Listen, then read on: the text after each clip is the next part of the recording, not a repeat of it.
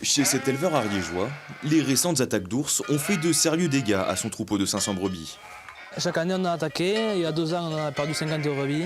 L'an dernier, 35 brebis. Et chaque année, nous avons une dizaine de brebis indemnisées. Et le reste, c'est la perte sèche.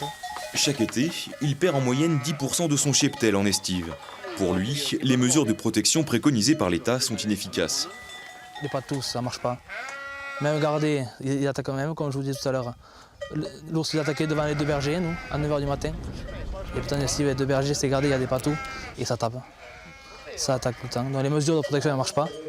Comme tous les éleveurs du Couserans, il était convié ce lundi à une réunion de la préfecture à propos de la feuille de route de l'État concernant l'ours et le pastoralisme.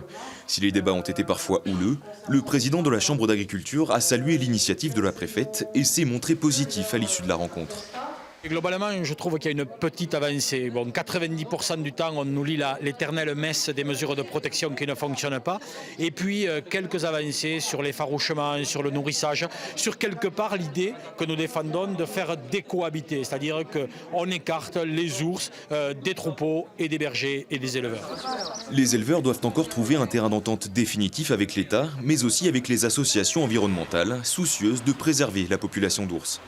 Et au lieu d'avoir 2 chiens ou 3, vous mettez 5, 6 chiens.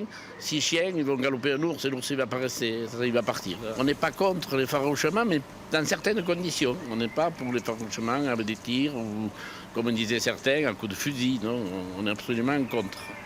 Les agriculteurs de l'Ariège doivent présenter de nouvelles propositions à l'État d'ici la fin de semaine.